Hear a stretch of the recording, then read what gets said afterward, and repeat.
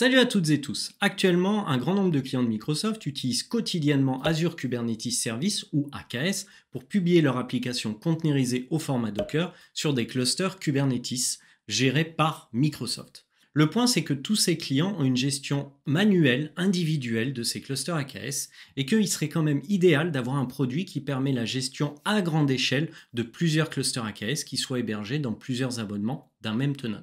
Et c'est là que rentre en jeu Azure Kubernetes Fleet Manager qu'on va voir ensemble aujourd'hui.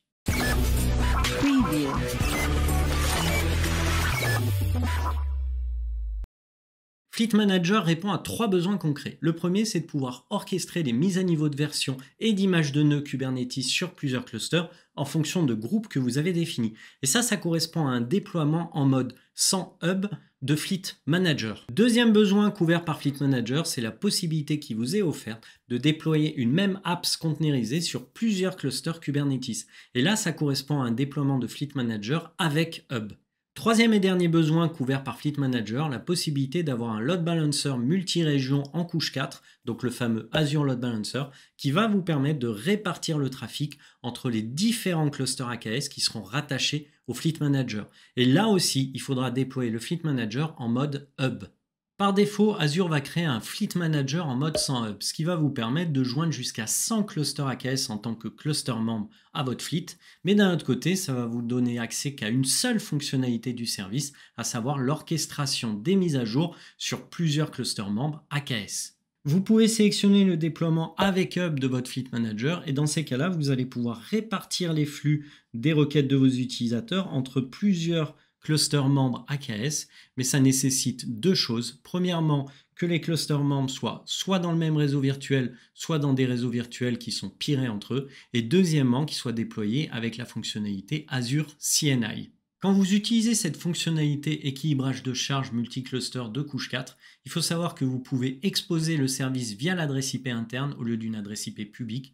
Mais dans ces cas-là, il va falloir rajouter dans le fichier YAML qui va décrire votre déploiement, la notation au multicluster service en mode internal.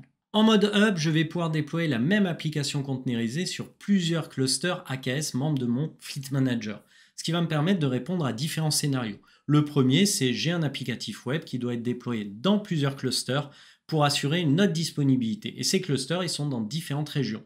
Donc c'est le premier cas concret. Deuxième cas concret, j'ai une application de calcul par lot qui doit être déployée dans des clusters AKS avec des pools de nœuds spot qui sont, vous le savez, peu coûteux.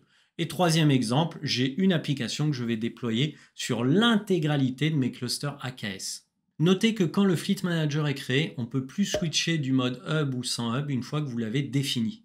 À l'heure où je tourne cette vidéo, il faut savoir que le mode sans hub est disponible en GA, en General Availability, disponibilité générale, alors que pour le coup, le mode hub, lui, est disponible qu'en mode preview. Ce qui veut dire que pour accéder à du clustering multi-région ou déployer la même apps sur plusieurs clusters AKS, il faudra faire ça en mode bash. Et donc, pour la démo, aujourd'hui, on va travailler sur l'orchestration des mises à jour depuis l'interface graphique, donc depuis le portail Azure.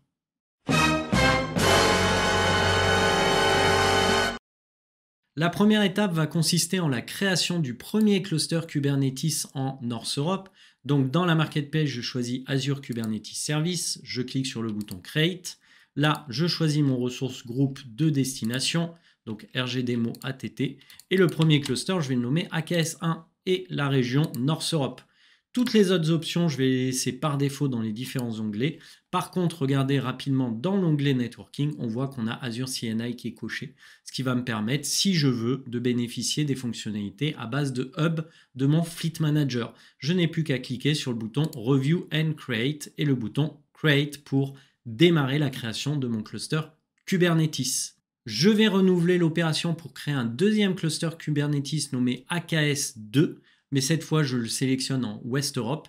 Et juste un point, toutes les options vont rester par défaut, mais regardez, dans la version, pour les deux clusters Kubernetes, j'ai choisi la version 1.27.7 par défaut. Et l'enjeu, ça va être de monter de version ces deux clusters Kubernetes à l'aide de Fleet Manager. Après quelques minutes, mes deux clusters Kubernetes sont fonctionnels. Je n'ai plus qu'à créer maintenant mon Fleet Manager. Et donc, dans le portail Azure, et surtout depuis la marketplace, j'ai plus qu'à sélectionner Kubernetes Fleet Manager, cliquez sur le bouton Create.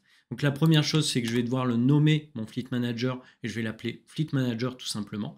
Et je vais le créer en mode sans hub. Pourquoi? Parce que je ne veux gérer que l'orchestration des mises à jour entre mes deux clusters AKS. Et sur la prochaine étape, en cliquant sur le bouton Next Member, je vais pouvoir sélectionner mes deux clusters AKS précédemment créés. Et je n'ai plus qu'à faire un Review and Create et un Create pour créer mon Fleet Manager. 1 minute later. Après quelques instants, on voit que mon Fleet Manager est bien créé et qu'il a bien deux clusters qui lui sont rattachés, le fameux AKS1, AKS2, en North Europe et en West Europe respectivement, et surtout avec la version 1.27.7 de Kubernetes. Et si je sélectionne par exemple le premier cluster, je vais avoir accès dans l'onglet métriques à des métriques qui me permettent de connaître le taux d'utilisation de celui-ci.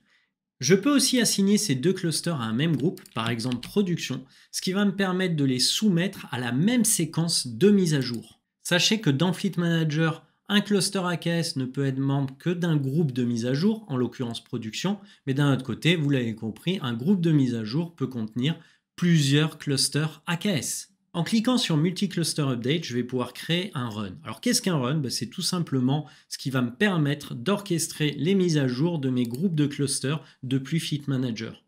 Première étape, je vais nommer mon run et là je vais l'appeler mise à jour prod. Puis je vais devoir choisir soit de mettre à jour l'ensemble de mes clusters suivant une séquence que j'aurai définie, c'est ce qu'on appelle le stage, ou alors je vais pouvoir mettre à jour mes clusters AKS un par un et là c'est une mise à jour de manière séquentielle. Ensuite, dans la section Upgrade Scope, je peux choisir soit de mettre à jour mon cluster AKS ainsi que tous ses nœuds associés, ou alors je peux choisir de mettre à jour que les nœuds. Et dans ces cas-là, je vais avoir encore deux choix à ma disposition, soit Latest Image, où là, pour chaque cluster dans chaque région, il va prendre la dernière version Kubernetes disponible, alors que si je choisis Consistent Image, à ce moment-là, si j'ai plusieurs clusters qui sont dans plusieurs régions, il va prendre la version qui est commune à toutes les régions.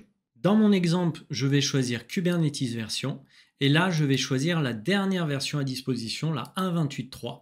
Et quand je vais cliquer sur le bouton Create, alors automatiquement un run va être déclenché par Fleet Manager et il va mettre à jour un par un mes clusters AKS. Pour cela, je n'ai qu'à sélectionner mon run et à cliquer sur le bouton Start. Pendant que Fleet Manager met à jour mes deux clusters membres AKS, on va s'attarder sur le stage. Alors le stage, quand je clique sur le bouton Create Stage, ça va me permettre de définir l'ordre de mise à jour de mes différents groupes de mise à jour. Tout à l'heure, j'ai créé un groupe de mise à jour qui s'appelait Production, dans lequel j'ai mis les clusters AKS1 et AKS2. Mais en parallèle de ça, j'ai créé un autre groupe de mise à jour qui s'appelle Dev, sur lequel j'ai mis le cluster AKS3 qui est en France centrale.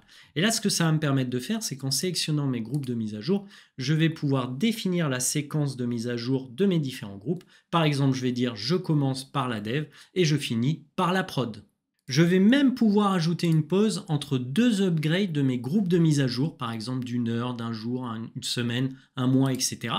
Et puis pour terminer, sachez que lorsque vous avez défini précisément votre ordre de mise à jour à base de stage, vous allez pouvoir créer des stratégies. Et donc une stratégie, c'est quoi? C'est un template qui va reprendre un stage pour pouvoir le réutiliser lorsque vous aurez des nouvelles mises à jour de cluster à faire plus tard. Vous l'avez compris, Fleet Manager est très utile pour manager, pour gérer tous nos clusters AKS au sein d'une même et seule interface. Et en plus de ça, le service va vous permettre d'orchestrer des mises à jour, de pouvoir publier votre application sur tous vos clusters AKS. Et puis bien entendu, si vous avez des clusters AKS qui sont dans différentes régions, vous allez pouvoir faire de la répartition de charges entre ceux-ci. J'espère que cette vidéo vous a plu. Si c'est le cas, n'hésitez pas à liker, à partager, à commenter. À bientôt tout le monde, salut!